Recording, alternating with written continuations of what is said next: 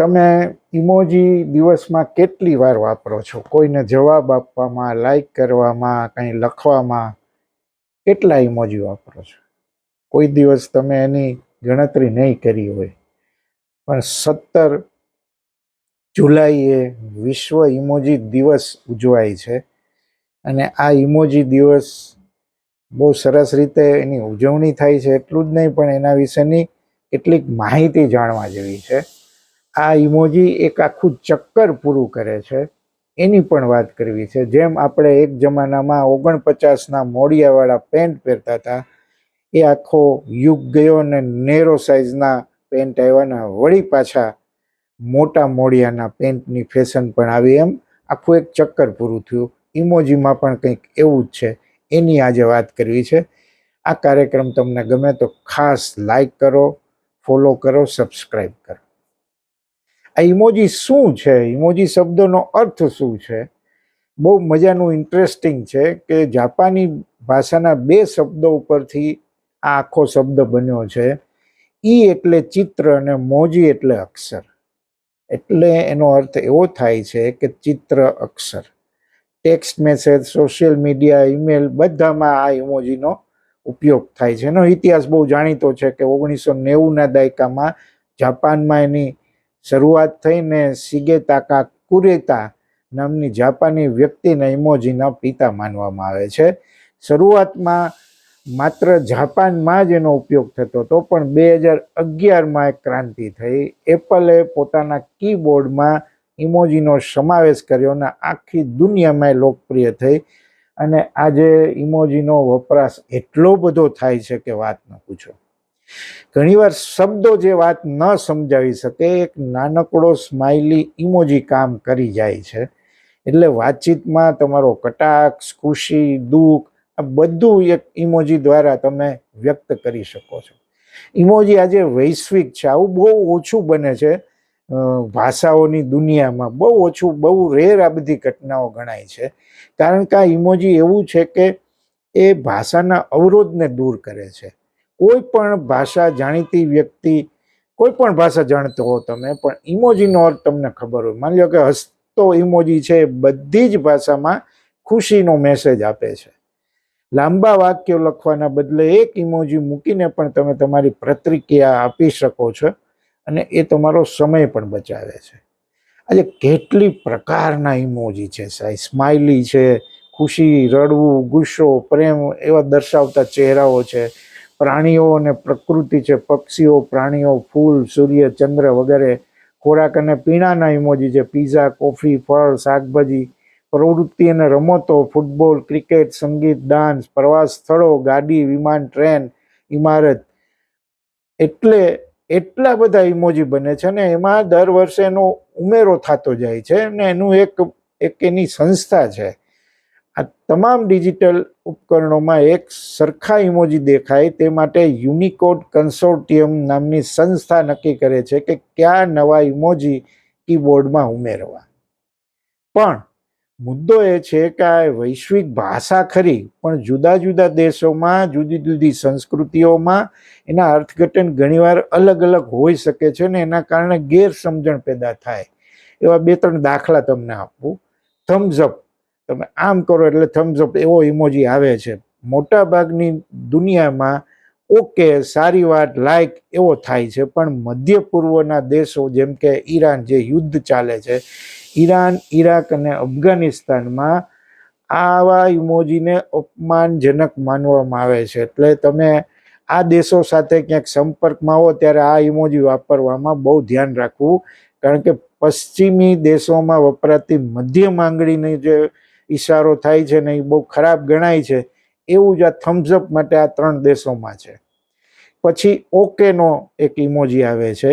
આનો અર્થ આપણે બધા જાણીએ છીએ કે પરફેક્ટ, ઓકે છે. પણ બ્રાઝિલ અને અમુક યુરોપિયન દેશોમાં આ ઈશારો ખરાબ અને અપમાનજનક ગણવામાં આવે છે ને અમુક ખાસ પ્રકારની ગાળની બરોબર આ ગણાય છે. એટલે પામ્સ અપ ટુગેધર, આમ તમે 2 હાથ ભેગા કરો, ફોલ્ડ હેન્ડ્સ, એટલે ભારતના એશિયન દેશોમાં એને નમસ્તે, પ્રાર્થના, આભાર વ્યક્ત કરવામાં આવે છે. પણ પશ્ચિમી દેશોમાં લોકો તેને હાઈ ફાઈ તરીકે ઓળખે છે, એટલે કે બે લોકો હાથ અથડાવે તેમ સમજે છે. હળવું સ્મિત, સ્લાઇટલી સ્માઇલિંગ ફેસનો જે ઇમોજી છે ખુશીનું પ્રતીક છે, આપણે જાણીએ છીએ. પણ ચીનના સોશિયલ મીડિયામાં આવા ઇમોજીનો અર્થ અવિશ્વાસ તરીકે પણ થાય છે. એટલે આ બધું કેટલીક વાર તમારે આ વાતોનો ધ્યાન રાખવો પડે. માની લો કે તાળી પાડતા હાથનો બહુ ક્લેપિંગ હેન્ડ્સ એ ઇમોજી પ્રશંસા કરવા માટે. ચીનમાં આ ઇમોજીનો અર્થ છે ને એ જાતીય સંબંધ કે સેક્સ્યુઅલ એક્ટના સંદર્ભમાં લેવામાં આવે છે. એટલે જ્યારે પણ તમે ઇમોજીનો ઉપયોગ કરો ત્યારે કોની સાથે કરો છો એ બહુ મહત્વનું છે. ઇમોજીના ઉપયોગમાં આજે અનૌપચારિક ચેટિંગ પૂરતો જ નથી, હવે તો ડિજિટલ સંવેદનાનું એક અભિન્ન અંગ એ બની ગયું છે. એક અંદાજ મુજબ ઇન્ટરનેટ પર દરરોજ અબજોની સંખ્યામાં ઇમોજી વપરાય છે. ફેસબુક, વોટ્સએપ, ઇન્સ્ટાગ્રામ, એક્સ બધામાં ઇમોજીનો બહુ ઉપયોગ વ્યવસાયિક રીતે પણ એ શરૂ થઈ ગયું છે. પહેલા ઓફિસના ઈમેલમાં ઇમોજી વાપરવા અયોગ્ય ગણાવાતા હતા, પણ હવે તો પ્રોફેશનલ વાતચીતમાં થેન્ક યુ કે સ્માઇલી કે એવા બધા ઇમોજીનો સ્વીકાર થઈ ગયો છે. ભાષાશાસ્ત્રીઓ કહે છે કે આ માત્ર ચિત્ર નથી, પરંતુ ભાષાની ઉત્ક્રાંતિનો એક ભાગ છે. આ બહુ મહત્વનું નિરીક્ષણ છે. ઇમોજી, હવે અહીંયા જે મેં પહેલા વાત કરી કે આખું ચક્કર ફર્યું છે, ઇમોજી એક આધુનિક હાયરોગ્લિફિક્સ છે. જાણીતા ભાષાશાસ્ત્રી વિવિયન ઇવાન્સ માને છે કે ઇમોજી એ પ્રાચીન સમયના હાયરોગ્લિફિક્સ એટલે કે ચિત્રલિપિ જે હતું એના જેવું જ કામ કરે છે. જેમ તે સમયે ચિત્રો દ્વારા વાત કહેવાતી, એ જ રીતે ઇમોજી દ્વારા અત્યારે વાત કહેવાય છે. ભાષાશાસ્ત્રીઓનું એવું પણ કહેવું છે કે જ્યારે આપણે રૂબરૂ વાત કરીએ ત્યારે આપણા ચહેરાના હાવભાવ, અવાજનો લય સામેવાળી વ્યક્તિને ભાવના સમજવામાં મદદ કરે છે. ટેક્સ્ટ મેસેજમાં આ વસ્તુનો અભાવ તો છે, એટલે ઇમોજી એ પૂરું કરે છે, કારણ કે ઇમોજી એ ડિજિટલ વાતચીતની બોડી લેંગ્વેજ છે. એટલે ઘણા એવું પણ માને છે કે શું આ ભાષા બદલાઈ રહી છે, ભાષા નાશ પામશે? તો ઘણા માને છે કે ઇમોજીને કારણે ભાષાનું સ્તર ઘટી રહ્યું છે. એ વાત સાચી, પરંતુ ભાષાશાસ્ત્રીઓ એની સાથે સહમત એટલે નથી. એ કહે છે કે ઇમોજીએ ભાષાને વધુ સક્ષમ બનાવી છે.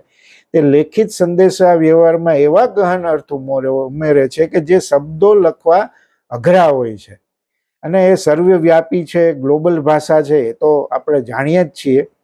ઇમોજીની વાર્તાઓ પણ હવે થવા લાગી છે. તમે જુઓ કે આ કેટલી વાત આગળ વધી છે. ઇમોજીની એક હારમાળા દ્વારા આખી ઘટના વાર્તાને સમજાવવામાં આવે છે, ત્યારે એને ઇમોજી સ્ટોરી કહેવામાં આવે છે. વિશ્વ સ્તરે આવા બધા પ્રયોગો પણ થયા છે. ધ ઇમોજી મૂવી નામની એક ફિલ્મ પણ હોલિવૂડમાં બની છે, જે ઇમોજીની દુનિયા અને એની લાગણી વિશે છે. 2017માં આ ફિલ્મ રિલીઝ થઈ હતી. આ ફિલ્મ ટેક્સ્ટોપોલિસ નામની એક ગુપ્ત દુનિયામાં સેટ થયેલી છે. વાર્તાનો વિષય જે છે, જ્યાં બધા ઇમોજી જ રહે છે અને તેમના ફોન માલિકનો ઉપયોગ કરે તેની રાહ જોતા હોય છે. મુખ્ય પાત્ર જીન છે, જે એક એવું ઇમોજી છે જેની પાસે એક નહીં પણ અનેક પ્રકારના હાવભાવ દર્શાવવાની ક્ષમતા છે. તે એક મેન ટુ ઇમોજી બનવા માંગે છે, પરંતુ તેની આ ક્ષમતાના કારણે જ તે મુશ્કેલીમાં મુકાય છે. ફિલ્મનો સંદેશ એવો છે કે રમૂજ પણ છે કે આપણે જેવા છીએ એવા જ રહેવું જોઈએ અને પોતાની ખાસિયતને સ્વીકારવી જોઈએ. આ એનો સંદેશ છે.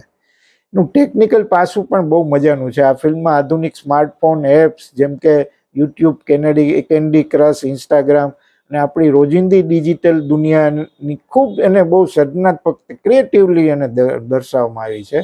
આ ફિલ્મ આપણને એ પણ સમજાવે છે કે નાના નાના ચિત્રો જે દરરોજ આપણે વાપરીએ છીએ તે ડિજિટલ દુનિયામાં કેટલી મહત્વની ભૂમિકા ભજવે છે. જોકે આ ફિલ્મને વિવેચકો તરફથી બહુ સારો પ્રતિસાદ નહોતો મળ્યો, એ જુદી વાત છે. મોબી ડિક જેવી એક ક્લાસિક નવલકથાને ઇમોજીમાં રૂપાંતર કરવાનો પણ અદ્ભુત સાહિત્યિક પ્રયોગ થયો છે. હકીકતમાં ફ્રેડ બોન્સન નામના લેખકે ઇમોજી ડિક નામનું એક આખું પુસ્તક તૈયાર કર્યું, જેમાં તેમણે હર્બન મેલવિલની આ વિશાળ નવલકથાને સંપૂર્ણપણે ઇમોજીમાં અનુવાદિત કરી છે. અદ્ભુત લેખકે ક્રાઉડ સોર્સિંગનો ઉપયોગ કર્યો હતો અને પુસ્તકમાં દરેક વાક્યને ઇમોજીમાં બદલવા માટે ઓનલાઈન પ્લેટફોર્મ દ્વારા સેંકડો લોકોની મદદ પણ લીધી. લોકોએ અલગ અલગ ઇમોજી સેટ્સ એને સબમિટ પણ કર્યા અને એમાંથી સેટ સારા જે હતા એ પસંદ કરીને આખું પુસ્તક તૈયાર કર્યું. એટલે આ મોબી ડિક વાળો પણ બહુ અદ્ભુત પ્રસંગ. હવે તો માર્કેટિંગમાં પણ ઘણી બ્રાન્ડ્સ ઇમોજી સ્ટોરીનો આવો ઉપયોગ પણ કરે છે. એ બહુ અઘરું છે, પડકારજનક છે, કારણ કે એક જ ઇમોજીના અલગ અલગ અર્થ પણ હોય છે. એટલે વાર્તાનો મૂળ અર્થ બદલાઈ શકે છે એવું જોખમ છે એમાં. બીજું છે, ઇમોજીમાં સમય અને સ્થળ દર્શાવવા મુશ્કેલ છે. આ એક એની ખામી છે. એટલે તેથી વાર્તામાં ક્યારે શું થયું તે સ્પષ્ટ કરવું અઘરું પડે છે. પણ ઇમોજીની સંખ્યા વધતી જાય છે અને માન્યતા આપતી સંસ્થા, મેં કહ્યું એમ, યુનાઇટેડ કન્સોર્ટિયમ છે અને સમયાંતરે એમાં ઉમેરો થતો જાય છે. 2026ની મધ્ય સુધીમાં સત્તાવાર રીતે 3700થી વધારે ઇમોજી ઉપલબ્ધ હતા. એમાં હવે ઉમેરો થઈ ગયો છે અને લોકો એમાં બધા નવા પ્રતીકોને લઈ અને કરતા જાય છે. ઇમોજીમાં હવે જેન્ડર અને સ્કિન ટોનની પણ વિવિધતા ઉમેરવામાં આવી છે. ઉદાહરણ તમે લો તો કે સામાન્ય હાથનો ઇમોજી હવે અલગ અલગ ત્વચાના રંગમાં ઉપલબ્ધ છે, જેના કારણે ઇમોજીની કુલ સંખ્યા બહુ વધી જાય છે.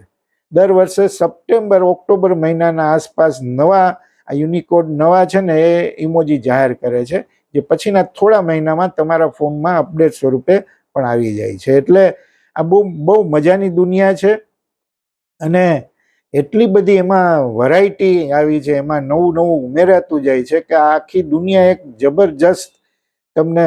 પણ એક પ્રશ્ન એ પણ છે કે ભાષાકીય ઉત્ક્રાંતિ જે આપણે માનીએ છીએ, તો આ અસરકારક કેમ બને છે? તો ચિત્રો છે ને એ મગજમાં ખૂબ ઝડપથી પ્રોસેસ એની થાય છે. જેમ કે ચીનમાં ચિત્રલિપિ જ છે. એક ચહેરો જોઈને આપણે તેની લાગણી સેકન્ડના 1000ના ભાગમાં સમજી જઈએ છીએ. એટલે આ ઇમોજી છે ને એ આપણને ગમે છે. લાંબુ વાક્ય લખવું પડે એના કરતાં એમ કે જલ્દી સમજાઈ જાય. પ્રાચીન સમયમાં ચિત્રો વૈશ્વિક હતા, આપણે જાણીએ છીએ. ભાષાનો અવરોધ એ તોડતા હતા ને આજે એ જ પાછી વાત આવી છે. અને આપણે એવું માનતા હોઈએ કે આપણે પાછા જઈએ છીએ, એવું આ નથી. પણ એક સર્કલ ફર્યું છે એ વાત ખરી. પણ હાઇબ્રિડ ભાષા આપણે વિકસાવી રહ્યા છીએ, આ બહુ મોટી વાત છે. જૂના સમયની ચિત્રલિપિઓ માત્ર સૂચનાઓ માટે હતી. ઇમોજી માત્ર સૂચના નથી, એ લાગણીનો અવાજ પણ છે. એટલે એમ કરીને જુઓ તો આપણે ઉત્ક્રાંતિને એક આગળ ડગલા ઉપર પહોંચી ગયા છે. અને કદાચ ભવિષ્યમાં ઇમોજી એક એવી લિપિ પણ બની જાય કે જે પૂરકને બદલે સ્વતંત્ર ભાષા તરીકે ઓળખાવા લાગે. આ બહુ મોટી વાત છે, આવું કંઈ જો થાય તો. એટલે શક્ય છે આ શું થાય આમાં આગળ જઈને. ઘણા ભાષાશાસ્ત્રીઓ એવું માને છે, બહુ સરસ, કે ભાઈ આ નુકસાન નથી, આ તમારી ભાવનાઓને વધારે વ્યક્ત કરવાનો સારો. હા, એટલું ખરું કે ઇમોજી દ્વારા ઝડપથી જે જવાબ આપવાની આદત પડી જાય તમને, તો માણસ પછી લાંબા અને સચોટ વાક્ય લખવામાં આળસ કરે એવું બને. એટલે એ શક્યતા એમાં ખરી. એટલે એ ગ્રાફિકલ ડિજિટલ આ યુગમાં આપણે જે પ્રવેશી ગયા છીએ, તો એમાં એવી કેટલીક સમસ્યાઓ તો આવવાની, પણ એ એક છે ને પ્રક્રિયાનો આખો ભાગ છે. એટલે ઓફિસ, કાયદો, સાહિત્ય, શૈક્ષણિક લખાણમાં હંમેશા શબ્દો જ સર્વોપરી રહેવાના છે.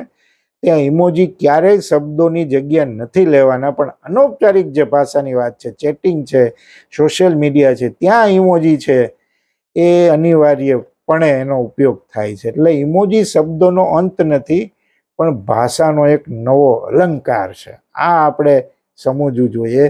આ રીતે ઇમોજીની દુનિયા છે એ વધારે ને વધારે સુદૃઢ થતી જાય છે. એમાં નવા ઉમેરા થતા જાય છે અને આપણને આ ઇમોજી ગમી ગયા છે. એટલે હવે આપણા જીવનનો એક ભાગ બની ગયા છે ને એ જશે નહીં જ્યાં સુધી ઇમોજીથી કંઈક ઉપર આવશે ત્યાં સુધી. તમારો ઇમોજી સાથેનો અનુભવ કેવો છે? તમે ક્યારેક કોઈ ઇમોજી વાપરો અને એનો અર્થ કોઈ ખોટો નીકળ્યો હોય એવું કંઈ બન્યું છે ખરું? એવા અનુભવો શેર કરજો. આભાર.